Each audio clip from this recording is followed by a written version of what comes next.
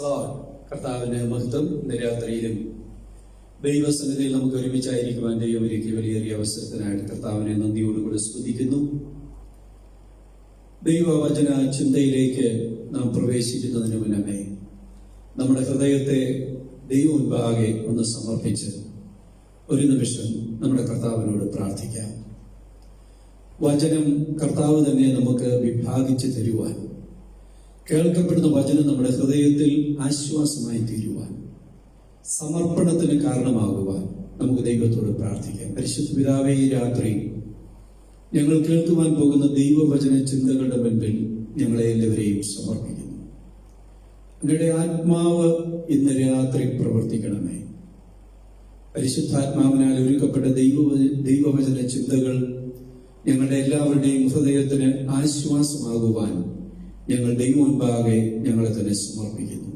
അടിയനെ സമർപ്പിക്കുന്നു, തിരുവചനം സമർപ്പിക്കുന്നു, കേൾവിക്കാരെയും ദൈവമുൻപാകെ സമർപ്പിക്കുന്നു. അങ്ങയുടെ മഹത്വത്തിനാക്കി തീർക്കണം. യേശുക്രിസ്തു നാമത്തിൽ അപേക്ഷിക്കുന്നു. കൃപയോടെ കേട്ടു തിരുവരുളുമാറാകണമേ. ആമേൻ. Praise the lord. സംഭവ ബഹുലമായ ദിവസങ്ങൾ നമ്മെ വിട്ട് കടന്നുപോയിക്കൊണ്ടിരിക്കുന്നു. രാജ്യങ്ങൾ നെട്ടോട്ടമോടുകയാണ്. എന്ത് ചെയ്യണമെന്നറിയാൻ പാടില്ലാതെ തീരുമാനങ്ങൾ കൈക്കൊള്ളുന്നത് അതീവ ഗുരുതരമായിരിക്കുന്ന ഒരവസ്ഥയിലേക്കാണ് രാജ്യങ്ങളൊക്കെ വന്നുകൊണ്ടിരിക്കുന്നതെന്ന് നമുക്കറിയാം. ദേശത്ത് പാർപ്പിക്കുന്നത് ദൈവമാണെങ്കിൽ ദേശത്ത് മാനിക്കുവാനും ദൈവത്തിന് കഴിയും. നാം ഓരോരുത്തരും ഏത് രാജ്യത്ത് എപ്പോൾ എവിടെ എങ്ങനെ പാർക്കണമെന്നുള്ളത് ദൈവനിശ്ചയമാണ്. ദൈവം നമ്മെ പാർപ്പിക്കുന്ന ഇടങ്ങളിൽ ദൈവത്തിന്റെ പരിപാലനം ദൈവം നൽകുന്നു എന്നുള്ളത് എത്രയോ ശ്രേഷ്ഠമായ കാര്യമാണ്. ഇന്ന് വരെയും ആ ദൈവിക പരിപാലനത്തിൽ നമ്മുടെ കർത്താവ് നമ്മളെ കാക്കുന്നു എന്നുള്ളത് ധന്യമായ ഒരു കാര്യമാണ്. ആലയങ്ങൾ അടച്ചിട്ട് ആരാധനകൾ മുടക്കാമെന്ന് ശത്രു വിചാരിച്ചാൽ അത് സാധിക്കത്തില്ലെന്ന് ഈ നാളുകളിൽ തെളിയിക്കപ്പെട്ടുകൊണ്ടിരിക്കുകയാണ്. നേരത്തെ ഉണ്ടായിരുന്നതിനേക്കാൾ അധികം ആരാധനകളും മീറ്റിങ്ങുകളും പ്രാർത്ഥനയും ദൈവവചന ചിന്തകളും വർദ്ധിച്ചു വരുന്നതായിട്ടാണ് നമുക്ക് കാണുവാൻ കഴിയുന്നത്. അതുകൊണ്ട് നമുക്ക് സധൈര്യം പറയുവാൻ കഴിയും, പിശാചിന് നമ്മെ പരാജയപ്പെടുത്തുവാൻ കഴിയാതെ വണ്ണം നമ്മുടെ കർത്താവ് ജയം നൽകുന്ന ദൈവമാണ്. ഇന്ന് രാത്രി ദൈവവചനത്തിലെ ചില ചിന്തകളിലേക്ക് ഞാൻ നിങ്ങളുടെ ശ്രദ്ധയെ ക്ഷണിക്കുവാൻ ആഗ്രഹിക്കുന്നു. ഡ്യൂട്ടറോണമി ചാപ്റ്റർ 11 വേഴ്സ് 24, ആവർത്തന പുസ്തകം 11-ാം അധ്യായത്തിന്റെ 24-ാമത്തെ വാക്യവും ഉത്തമഗീതം 4-ാം അധ്യായത്തിന്റെ 12-ാമത്തെ വാക്യവും, ഈ രണ്ട് വാക്യങ്ങൾ നാം ഒന്ന് വായിച്ചു കേൾക്കുവാൻ പോകുകയാണ്. ഡ്യൂട്ടറോണമി ചാപ്റ്റർ 11 വേഴ്സ് 24 ആദ്യമേ നമുക്ക് വായിക്കാം. നിങ്ങളുടെ ഉള്ളങ്കാൽ ചവിട്ടുന്ന ഇടമൊക്കെയും നിങ്ങൾക്കാകും. നിങ്ങളുടെ അതിർ മരുഭൂമി മുതൽ ലെബാനോൻ വരെയും ഫ്രാത്ത് നദി മുതൽ പടിഞ്ഞാറെ കടൽ വരെയും ആകും. ഇനി ഉത്തമഗീതങ്ങൾ 4-ാം അധ്യായത്തിന്റെ 12-ാമത്തെ വാക്യം കൂടെ വായിക്കാം. എന്റെ സഹോദരി, എന്റെ കാന്ത കെട്ടിയടച്ചിരിക്കുന്ന ഒരു തോട്ടം, അടച്ചിരിക്കുന്ന ഒരു നീരുറവ്, മുദ്രയിട്ടിരിക്കുന്ന ഒരു കിണർ. നാം വായിച്ച ഈ തിരുവചനങ്ങളിൽ നമുക്ക് കാണുവാൻ കഴിയുന്നു. ഡ്യൂട്ടറോണമി 11:24 നമ്മൾ വായിച്ചു, ഇസ്രായേൽ മക്കളോട് മോശ പറയുന്ന കാര്യങ്ങളാണ് അവിടെ നാം വായിക്കുന്നത്. ദൈവത്തിന്റെ ആലോചനയായി ദൈവം മോശ മുഖാന്തരം ജനത്തോട് പറയുന്നു, നിങ്ങളുടെ ഉള്ളങ്കാൽ ചവിട്ടുന്ന ഇടമൊക്കെയും നിങ്ങൾക്ക് ആകും. നിങ്ങളുടെ അതിർ മരുഭൂമി മുതൽ ലെബനോൻ വരെയും ഫ്രാത്ത് നദി മുതൽ പടിഞ്ഞാറെ കടൽ വരെയും ആകും. ദൈവം തന്റെ ജനമായിരിക്കുന്ന ഇസ്രായേലിന് അബ്രഹാം മുഖാന്തരമായി നൽകിയ വാഗ്ദത്തം അനുസരിച്ച് ആ വാഗ്ദത്ത ദേശത്തേക്ക് ദൈവം തന്റെ ജനത്തെ കൊണ്ടുപോവുകയാണ്. ആ വാഗ്ദത്ത ദേശം ദൈവം അബ്രഹാമിനോട് അരുളി ചെയ്ത് തന്റെ ജനമായിരിക്കുന്ന ഇസ്രായേലിന് കൊടുക്കുമെന്ന് പറഞ്ഞ ആ വാഗ്ദത്ത ഭൂമി, ദ പ്രോമിസ്ഡ് ലാൻഡ്,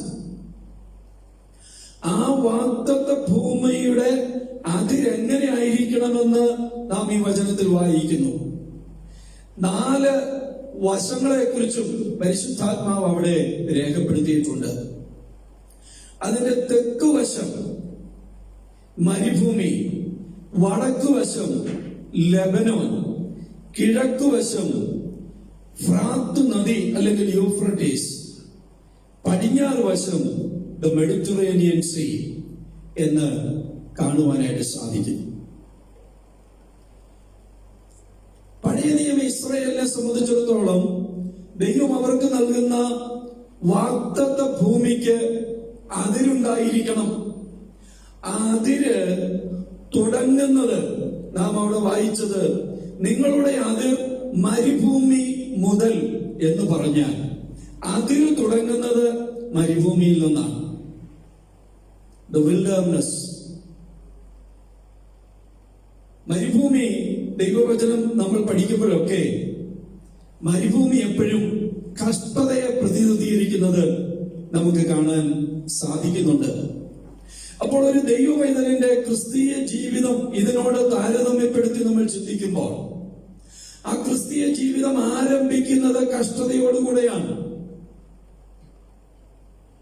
എല്ലാ സൗഭാഗ്യങ്ങളും വാഗ്ദത്തം ചെയ്തുകൊണ്ടല്ല കർത്താവ് തന്റെ മക്കളെ വിളിക്കുവാനിടയായത്.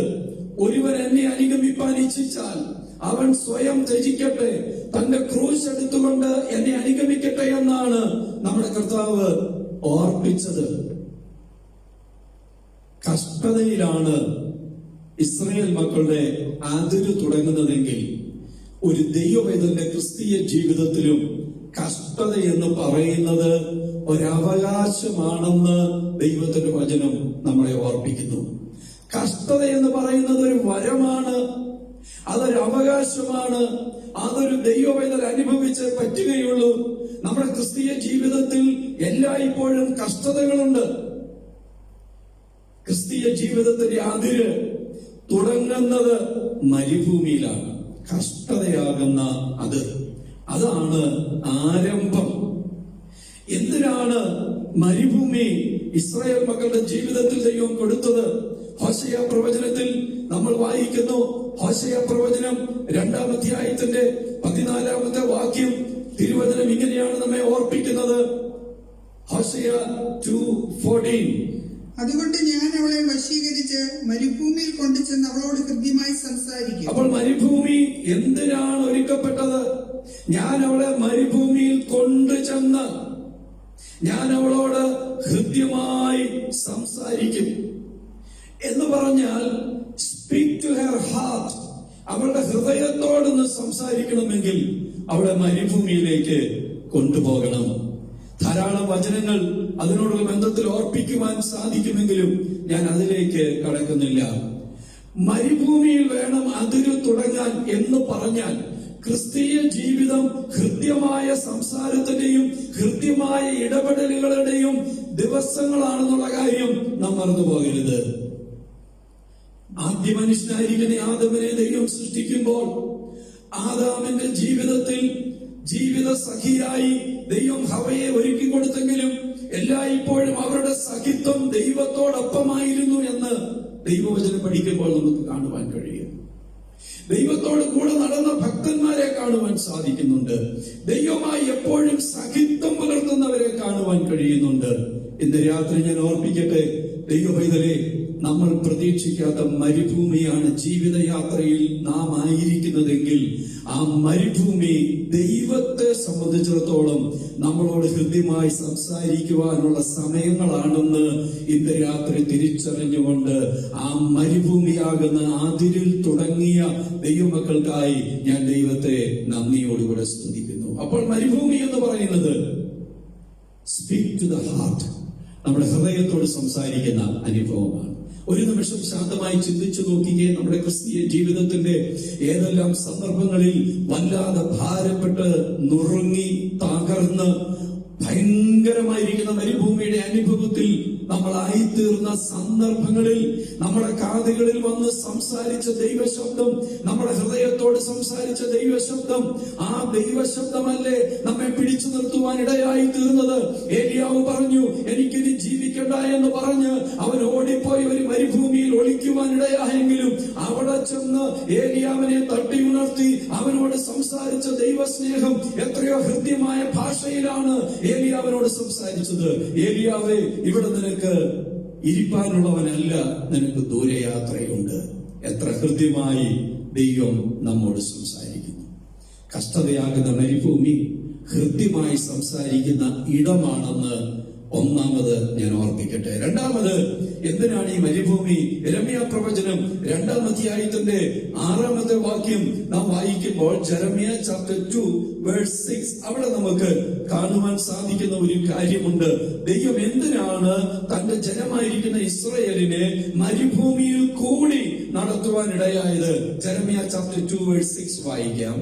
ഞങ്ങളെ മിസ്രൈം ദേശത്ത് നിന്നും പുറപ്പെടുവിച്ച പാഴ്നിലവും കുഴികളുമുള്ള ദേശം, പാഴ്നിലവും കുഴികളുമുള്ള ദേശം, വരൾച്ചയും കൂരിലുമുള്ള ദേശം, വരൾച്ചയും കൂരിലും ഉള്ള ദേശം, മനുഷ്യ സഞ്ചാരമോ ആൾപ്പാർപ്പോ ഇല്ലാത്ത ദേശം, മനുഷ്യ സഞ്ചാരമോ ആൾപ്പാർപ്പോ ഇല്ലാത്ത ദേശം, ദേശമായ മരുഭൂമിയിൽ കൂടി അങ്ങനെയുള്ള ദേശമായ മരുഭൂമിയിൽ കൂടി ദൈവം തന്റെ ജനത്തെ നടത്തുവാൻ ഇടയായി എന്ന് ദൈവത്തിന്റെ വചനം ഓർപ്പിക്കുന്നു. അപ്പോൾ ദൈവം മരുഭൂമിയിൽ കൂടി നടത്തുന്നവനാണ്. ആദ്യം നമ്മൾ ചിന്തിച്ചത് മരുഭൂമിയിൽ അവൻ കൂട്ടിക്കൊണ്ട് ചെന്ന് ഹൃദ്യമായി സംസാരിക്കുന്ന ദൈവമാണ്. ആ ഹൃദ്യമായി സംസാരിക്കുന്ന അതേ ദൈവം തന്നെ മരുഭൂമിയിൽ കൂടി നമ്മെ നടത്തുന്നു. ആ മരുഭൂമിയുടെ പ്രത്യേകത ഇവിടെ എഴുതിയിട്ടുണ്ട്. പാഴ്നിലങ്ങളാണ്, കുഴികളാണ്, മരുഭൂമി വരണ്ട നിലമാണ്, വരൾച്ചയാണ്, ആൾപ്പാർപ്പില്ല, ഒന്നുമില്ലാത്ത മരുഭൂമി. എന്നാൽ ദൈവമക്കളെ, അങ്ങനെയുള്ള മരുഭൂമിയിൽ കൂടി ദൈവം തന്റെ ജനത്തെ നടത്തുമ്പോൾ എങ്ങോട്ട് നോക്കിയാലും എല്ലാം ശൂന്യമാണ്.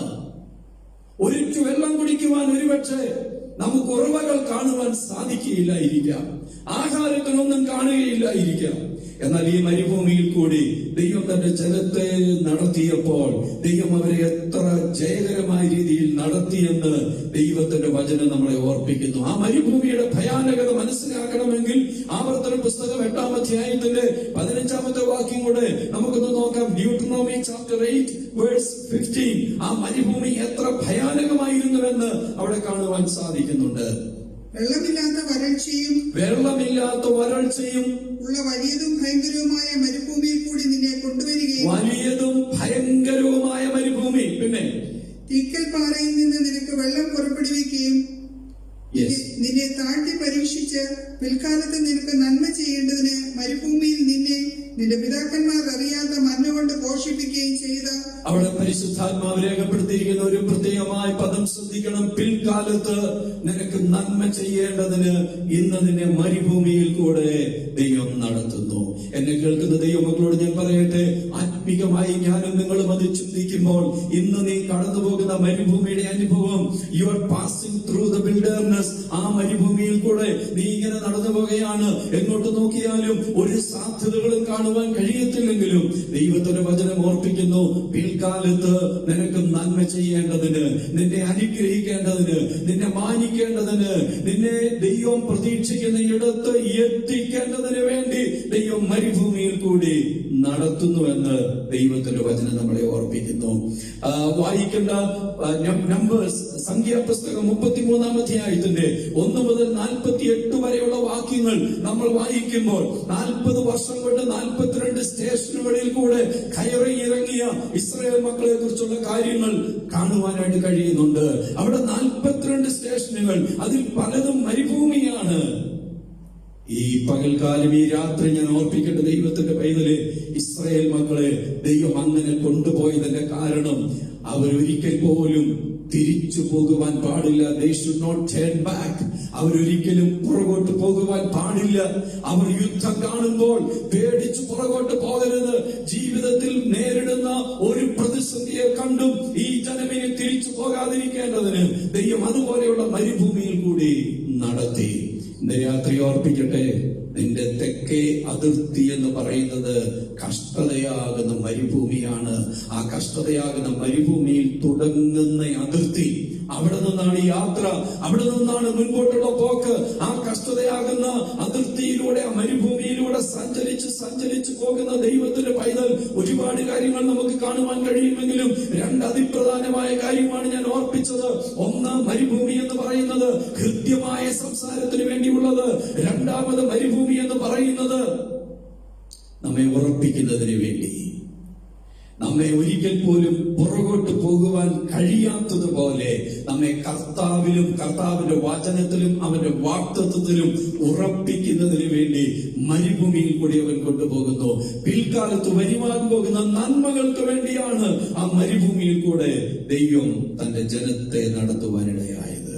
രണ്ടാമത്തെ അതിർത്തിയെ കുറിച്ച് നാം ഡ്യൂട്ടോണോമി 11:24 വായിച്ചത് നമുക്ക്, നിങ്ങളുടെ അതിർ മരുഭൂമി മുതൽ, മരുഭൂമി എന്ന് പറയുന്നത് തെക്ക്, ദ സദേൺ ബോർഡർ ആണ് വിൽഡർനെസ് എന്ന് പറയുന്നത്. നോർത്തേൺ ബോർഡർ എന്ന് പറയുന്നത് ലെബനോൻ ആണ്. ആ ലെബനോൻ എന്ന വാക്കിന്റെ അർത്ഥം തന്നെ വൈറ്റ്, വൈറ്റ്നസ്, വെണ്മ എന്നൊക്കെയാണ്. അതുപോലെ തന്നെ നമുക്കറിയാം, ലെബനോൻ എന്ന് പറയുന്നത് പർവ്വത നിരകളെ കൊണ്ട് നിറഞ്ഞിരിക്കുന്ന സ്ഥലമാണ്. അപ്പോൾ സദേൺ ബോർഡറിൽ നിന്ന്, മരുഭൂമിയാകുന്ന ആ ബോർഡറിൽ നിന്ന് സഞ്ചരിക്കുന്ന ദൈവത്തിന്റെ ജനം നോർത്തേൺ ബോർഡർ ആയിരിക്കുന്ന ലെബനോനിലേക്കാണ് പോകുന്നത്. ആ ലെബനോനിലേക്ക് അവർ യാത്ര ചെയ്ത് മുൻപോട്ട് പോകുമ്പോൾ അവിടെ അവർക്ക് കാണുവാൻ കഴിയുന്നത് വെണ്മ വിരിച്ച ലെബനോൻ, പർവ്വത നിരകളെ കൊണ്ട് നിറഞ്ഞ ലെബനോൻ. രണ്ട് കാര്യമാണ് ആത്മീകമായി നമുക്ക് അവിടെ നിന്ന് ഗ്രഹിക്കുവാൻ സാധിക്കുന്നത്. ഒന്ന്, ലെബനോൻ എന്ന വാക്കിന്റെ അർത്ഥം തന്നെ വെണ്മ, വൈറ്റ്നസ്. അങ്ങനെയാണെങ്കിൽ ആ വെണ്മ വിശുദ്ധിയെ കാണിക്കുന്ന ഒന്ന്, പർവ്വത നിരകൾ സ്റ്റെബിലിറ്റിയെ കാണിക്കുന്ന ഒന്ന്, ഉറപ്പുള്ള പർവ്വതം. രാത്രി ദൈവസന്നിധിയിലായിരിക്കുന്ന ദൈവമക്കളെ, കഷ്ടതയാകുന്ന അതിരിൽ കൂടെ യാത്ര ചെയ്ത് വിശുദ്ധിയിലേക്ക് ഗമിക്കുന്ന ജനത്തെയാണ് നാം ഇവിടെ കാണുന്നത്. നമ്മുടെ ക്രിസ്തീയ ജീവിതവും അങ്ങനെ തന്നെയല്ലേ എന്ന് നാം അത് പരിശോധിക്കേണ്ടത് ആവശ്യമാണ്. വേലി കെട്ടി നമ്മെ പരിപാലിക്കുന്ന ദൈവത്തെ കുറിച്ച് ദൈവത്തിന്റെ വചനം നമ്മളെ ഓർപ്പിക്കുന്നു. ഇയ്യോബിന്റെ ജീവിതത്തിൽ സാത്താൻ പറയുന്ന കാര്യമുണ്ട്, നീ അവനും അവനുള്ള സകലത്തിനും ചുറ്റും വേലി കെട്ടി അവൻ നമ്മളെ പരിപാലിക്കുന്നു. ആ വേലിയാണ് ഇയ്യോബിനെ സംബന്ധിച്ചിടത്തോളം അവന്റെ അതിരെങ്കിൽ ദൂതസഞ്ചയത്തെ കാവലാക്കി നമ്മെ പരിപാലിക്കുന്ന ദൈവമാണ് നമ്മുടെ കർത്താവ്. അതുകൊണ്ട് നമ്മുടെ ക്രിസ്തീയ ജീവിതത്തിന്റെ അതിരിന്റെ ഒരു ഭാഗം കഷ്ടതയാണെങ്കിൽ, മരുഭൂമിയാണെങ്കിൽ, അതിന്റെ അറ്റം എന്ന് പറയുന്നത് ജീവിത വിശുദ്ധിയാണ്, ഉറപ്പാണ് എന്ന് കാണുവാനായിട്ട് സാധിക്കുന്നു. അടുത്തതായിട്ട് നമ്മൾ വായിച്ചത് ആ അതിരിനെ കുറിച്ച്. ഫ്രാത്ത് നദി മുതൽ പടിഞ്ഞാറ് കടൽ വരെ, കിഴക്ക് ഫ്രാത്ത് നദി മുതൽ പടിഞ്ഞാറ് മെഡിറ്ററേനിയൻ സീ വരെ, അല്ലെങ്കിൽ വലിയ കടൽ വരെ, പടിഞ്ഞാറെ കടൽ വരെ അതിന്റെ അതിരായിരിക്കണം. യൂഫ്രട്ടീസ് നദി എന്ന് പറയുന്നത് ജാതികളുമായി ഇസ്രായേലിനെ വേർതിരിക്കുന്ന നദിയാണ് ഈ ഫ്രാത്ത് നദി. അതിന്റെ ആത്മീയ അർത്ഥം എന്ന് പറയുന്നത് ഒരു ദൈവപൈതലിന്റെ ജീവിതത്തിൽ വേർപാടുണ്ടായിരിക്കണം. വേർപാട് നമുക്കറിയാം. അപ്പോസ്തല പ്രവൃത്തി 2-ാം അധ്യായത്തിലുമൊക്കെ ശക്തമായി വേർപാടിനെ കുറിച്ച് പറഞ്ഞിരിക്കുന്നത് കാണുവാൻ സാധിക്കുന്നുണ്ട്. യെശയ്യാ പ്രവചനം 6-ാം അധ്യായം 3-ാം വാക്യത്തിൽ പ്രവാചകൻ പറയുന്നു, അയ്യോ എന്റെ പാപം വലുത്. യെശയ്യാ പ്രവചനം 6-ാം അധ്യായത്തിന്റെ 3-ാമത്തെ വാക്യം, സൈന്യങ്ങളുടെ യഹോവ പരിശുദ്ധൻ പരിശുദ്ധൻ പരിശുദ്ധൻ എന്ന ദൈവിക പരിശുദ്ധിയെ കണ്ടതായ പ്രവാചകൻ പറയുന്നു, എന്റെ നാവ് പാപം ചെയ്ത നാവാണ്, എനിക്ക് അയ്യോ കഷ്ടം. തന്റെ പാപത്തെ കുറിച്ച് ഓർത്ത്, തന്റെ ജീവിതത്തിന്റെ അശുദ്ധിയെ കുറിച്ച് ഓർത്ത് കരയുന്ന പ്രവാചകനെ നമുക്കിവിടെ കാണുവാനായിട്ട് സാധിക്കുന്നുണ്ട്. ദൈവമക്കളെ, നമ്മുടെ ക്രിസ്തീയ ജീവിതം ഒരു വേർപാടിന്റെ ജീവിതമായിരിക്കണം. പല ഭാഗങ്ങൾ നമുക്ക് തിരുവചനത്തിലൂടെ കാണുവാൻ സാധിക്കുന്നുണ്ട്. വേർപാട് എന്ന് പറയുന്നത് ഒരു ദൈവപൈതലിന്റെ ജീവിതത്തിന്റെ ആത്മീയ അതിരായിരിക്കണം. അവിടെ നിന്ന് ആ വേർപാടിൽ നിന്ന് അവൻ പടിഞ്ഞാറോട്ട് യാത്ര ചെയ്ത് മെഡിറ്ററേനിയൻ സീ അല്ലെങ്കിൽ ആ വലിയ സമുദ്രമാണ് അവന്റെ അതിരായി വരുന്നത്. ആ സമുദ്രം എന്ന് പറയുന്നത് അവന്റെ നന്മയുടെ ഭാഗമാണ്. എല്ലാ നന്മയുടെയും ഉറവിടമായിരിക്കുന്ന സമുദ്രത്തിന്റെ ആഴത്തെ അവിടെ നമുക്ക് കാണുവാൻ കഴിയുന്നുണ്ട്. ഏതെല്ലാം നിലയിലുള്ള സമ്പത്താണ് സമുദ്രത്തിന്റെ ആഴത്തിൽ ഒളിച്ചു വെച്ചിരിക്കുന്നത്. ഈ നന്മകളൊക്കെ പ്രാപിക്കണമെങ്കിൽ വേർപാടിൽ തുടങ്ങി ഈ നന്മയിലേക്ക് ഗമിക്കുന്ന ദൈവമക്കൾക്കായിട്ട് ഞാൻ ദൈവത്തെ സ്തുതിക്കുന്നു. അതുകൊണ്ടാണ് സങ്കീർത്തനങ്ങൾ 23-ന്റെ വാക്യത്തിൽ നമ്മൾ വായിക്കുന്നത്. നമുക്ക് എല്ലാവർക്കും അറിയാവുന്ന ഭാഗമാണല്ലോ. 1-ാം വാക്യത്തിൽ പറയുന്നു, യഹോവ എന്റെ ഇടയനാണ്. അവസാനത്തെ വാക്യത്തിൽ പറയുന്നു, യഹോവ എന്റെ ഇടയനായിരിക്കുന്നത് കൊണ്ട് ഞാൻ ആ വേർപാട് പാലിച്ച് ഇടയനോട് ചേർന്ന് നടക്കുന്നത് കൊണ്ട് നന്മയും കരുണയും എന്റെ ആയുഷ്കാലമൊക്കെയും എന്നെ പിന്തുടരുവാൻ ഇടയായിത്തീരും. ഇന്ന് രാത്രികാലം ദൈവസന്നിധിയിലായിരിക്കുന്ന ദൈവമക്കളെ, നമ്മുടെ ക്രിസ്തീയ ജീവിതത്തിന്റെ അതിരുകൾ ഏതൊക്കെയാണെന്ന് ഈ രാത്രി ഒന്ന് പരിശോധിച്ച് നമ്മുടെ ജീവിതത്തെ ദൈവം മുൻപാകെ സമർപ്പിക്കുവാൻ നമുക്ക് കഴിയുമെങ്കിൽ എത്രയോ ധന്യമാണ് നമ്മുടെ ക്രിസ്തീയ ജീവിതം. ദൈവസഭയെ ആത്മീയമായി ഉപമാനം ചെയ്തുകൊണ്ട് ഉത്തമഗീതം 4-ാം അധ്യായം 12-ാം വാക്യത്തിൽ നമ്മൾ വായിച്ച ഭാഗത്തിലേക്ക് വേഗം നമ്മുടെ ചിന്തയൊന്നും കൊണ്ടുവന്ന് ഞാൻ ഈ ആലോചന ഇവിടെ നിർത്തുവാനായിട്ട് ആഗ്രഹിക്കുകയാണ്. അവിടെ നമ്മൾ വായിക്കുന്നത്, എന്റെ സഹോദരി, എന്റെ കാന്ത കെട്ടിയടച്ചിരിക്കുന്ന ഒരു തോട്ടമാണ്, അടച്ചിരിക്കുന്ന ഒരു നീരുറവാണ്, മുദ്രയിട്ടിരിക്കുന്ന ഒരു കിണറാണ്. ഈ രാത്രി ദൈവസന്നിധിയിലായിരിക്കുന്ന ദൈവമക്കളെ, ദൈവസഭ മണവാട്ടിയായിരിക്കുന്ന മണവാട്ടിയെ കുറിച്ച് പറയുന്ന കാര്യമാണ് നമ്മൾ ഇവിടെ വായിക്കുന്നത്. അത് ആത്മീയമായി നമ്മൾ ചിന്തിക്കുമ്പോൾ മണവാട്ടിയായിരിക്കുന്ന സഭ എന്ന് പറയുന്നത് കെട്ടിയടച്ചിരിക്കുന്ന ഒരു തോട്ടമാണ്. അതിന് 4 വശവും കെട്ടിയടയ്ക്കപ്പെട്ട ഒരു തോട്ടമാണ്. ഹല്ലേലൂയ. എന്ന് മാത്രമല്ല, അടച്ചിരിക്കുന്ന ഒരു നീരുറവയാണ്, മുദ്രയിട്ടിരിക്കുന്ന ഒരു കിണറാണ്. അതെല്ലാം വിശദീകരിക്കുവാൻ ഞാൻ ആഗ്രഹിക്കുന്നില്ല. A garden enclosed, A spring shut up and A fountain sealed. എത്ര അനുഗ്രഹിക്കപ്പെട്ട കാര്യമാണ്. ഇന്ന് രാത്രി നമ്മുടെ ജീവിതത്തെ നമുക്കൊന്ന് പരിശോധിച്ചു നോക്കാം. നമ്മുടെ അതിര് എവിടെ തുടങ്ങി എവിടേക്കാണ് പോകുന്നത്? വിശുദ്ധിയുടെ മാനദണ്ഡം കാത്തു സൂക്ഷിക്കുവാൻ നമുക്ക് കഴിയുന്നെങ്കിൽ നമ്മുടെ ക്രിസ്തീയ ജീവിതം ധന്യമായിരിക്കും. മാലിന്യപ്പെട്ടിടാതെ ഓടുവാൻ നമ്മുടെ ഉത്തരവാദിത്വം നമുക്ക് ഏറ്റെടുക്കുവാൻ ദൈവം നമുക്ക് കൃപ ചെയ്യുമാറാകട്ടെ. ഇന്ന് രാത്രികാലം നമ്മുടെ ക്രിസ്തീയ ജീവിതത്തിന്റെ 4 അതിരുകൾ ആത്മീകമായി നമുക്ക് കാണുവാൻ കഴിയുന്നത്: 1, കഷ്ടതയാകുന്ന അതിര്; 2, വിശുദ്ധിയാകുന്ന അതിര്; 3, വേർപാടാകുന്ന അതിര്; 4, നന്മയാകുന്ന അതിര്. നന്മയുടെ പുറകെയല്ല നമ്മൾ പോകേണ്ടത്. നമ്മുടെ ജീവിത വിശുദ്ധി കാക്കുവാൻ നമുക്ക് കഴിയുമെങ്കിൽ, വേർപാട് സൂക്ഷിക്കുവാൻ കഴിയുമെങ്കിൽ, കഷ്ടതയിലൂടെ കടന്നു പോകുവാൻ മനസ്സുവെച്ചാൽ ദൈവം നമുക്ക് വേണ്ടി ഒരുക്കിയിരിക്കുന്ന നന്മയിൽ അവൻ നമ്മളെ പ്രവേശിപ്പിക്കുവാൻ ഇടയാകുമെന്ന് ദൈവത്തിന്റെ വചനം ഓർപ്പിക്കുമ്പോൾ നമ്മുടെ ക്രിസ്തീയ ജീവിതത്തെ ഇന്ന് രാത്രികാലം നമുക്ക് ഏൽപ്പിച്ചു കൊടുക്കുവാൻ ഇടയാകട്ടെ. ആവർത്തന പുസ്തകം 11-ാം അധ്യായത്തിന്റെ 8 മുതൽ 25 വരെയുള്ള വാക്യങ്ങളെല്ലാം നമ്മൾ വായിച്ചു നോക്കണം. അവിടെയെല്ലാം ദേശത്തെ കുറിച്ച് പറയുന്നുണ്ട്. അതിന്റെ ആദ്യത്തെ 1-2 വാക്യങ്ങൾ മാത്രം ഒന്ന് വായിച്ച് നമുക്ക് ഈ ചിന്ത ഇപ്പോൾ ഇവിടെ അവസാനിപ്പിക്കാം. ഡ്യൂട്ടറോണമി ചാപ്റ്റർ 11 വേഴ്സ് 1 മുതൽ 1-ാമത്തെ വാക്യം മുതൽ ഒന്ന് വായിക്കാം. ആകയാൽ നിന്റെ ദൈവമായ യഹോവയെ നീ സ്നേഹിച്ച് അവന്റെ പ്രമാണവും ചട്ടങ്ങളും വിധികളും കൽപ്പനകളും എല്ലായ്പ്പോഴും പ്രമാണിക്കണം. അതാണ് ദൈവം തന്റെ ജനത്തോട് പറയുവാനുള്ള ദൈവത്തിന്റെ വലിയ സന്ദേശം. ആവർത്തന പുസ്തകം എന്ന് പറയുന്നത് തന്നെ മോശയുടെ ഒരു സമാപന ബായി പറയുന്ന ഒരു മെസ്സേജാണ്. അവൻ അവസാനമായി ജനത്തോട് സംസാരിക്കുന്ന വചനങ്ങളാണ് ഈ ആവർത്തന പുസ്തകത്തിൽ നമുക്ക് കാണുവാൻ സാധിക്കുന്നത്. അവിടെ അവൻ പറയുന്നു, നിന്റെ ദൈവമായ യഹോവയെ നീ സ്നേഹിച്ച് അവന്റെ പ്രമാണവും ചട്ടങ്ങളും വിധികളും കൽപ്പനകളും എല്ലായ്പ്പോഴും പ്രമാണിക്കണം. അടുത്തത്, നിങ്ങളുടെ ദൈവമായ യഹോവയുടെ ശിക്ഷ. അവിടെ പല കാര്യങ്ങൾ പറയുകയാണ്. നിങ്ങളുടെ ദൈവമായ യഹോവയുടെ ശിക്ഷ അവന്റെ മഹത്വം, അവന്റെ മഹത്വം, അവന്റെ ബലമുള്ള കൈ, അവന്റെ നീട്ടിയ ഭുജം. അവൻ മിസ്രൈമിന്റെ മധ്യേ മിസ്രൈം രാജാവായ ഫറവോനോടും അവന്റെ സകല ദേശത്തോടും ചെയ്ത അവന്റെ അടയാളങ്ങൾ, അവന്റെ പ്രവൃത്തികൾ താഴോട്ട് വായിക്കേണ്ടതാണെങ്കിലും ഇപ്പോൾ ഞാൻ വായിക്കുന്നില്ല. അവിടെയെല്ലാം നമുക്ക് കാണുവാൻ സാധിക്കുന്നത് നിങ്ങളുടെ ദൈവമായ യഹോവയുടെ ശിക്ഷ, അവന്റെ മഹത്വം, അവന്റെ ബലമുള്ള കൈ, അവന്റെ നീട്ടിയ ഭുജം, അവൻ ചെയ്ത അടയാളങ്ങൾ, അവന്റെ പ്രവൃത്തികൾ, ഇതെല്ലാം നിങ്ങൾക്ക് സാക്ഷ്യമാണ്.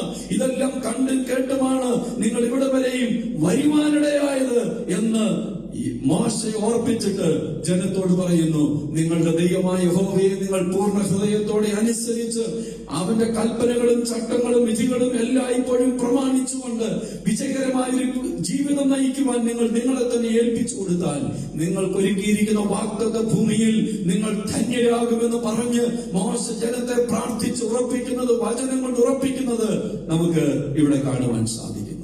അങ്ങനെ ദൈവത്തെ അനുസരിക്കുന്ന ദൈവമക്കൾക്ക് വേണ്ടിയാണ് ദൈവം ഈ വാഗ്ദത്ത ഭൂമിയെ ഒരുക്കിയിരിക്കുന്നത്. എന്നിട്ട് അവരോടാണ് ദൈവം പറഞ്ഞത്, നിങ്ങളുടെ ഉള്ളങ്കാൽ ചവിട്ടുന്ന ഇടമൊക്കെയും നിങ്ങൾക്ക് ആകും. അങ്ങനെ നിങ്ങൾക്ക് ഒരുക്കിയിരിക്കുന്ന വാഗ്ദത്ത ഭൂമി അബ്രഹാമിനോട് പറഞ്ഞു, അത് പാലും തേനും ഒഴുകുന്ന ദേശമാണ്. ആ ദേശത്തിന്റെ നന്മകളെല്ലാം നിങ്ങൾക്ക് അനുഭവിക്കണമെങ്കിൽ നിങ്ങളുടെ ദേശത്തിന്റെ അതിര് മരുഭൂമിയിൽ തുടങ്ങണം. സ്തോത്രം.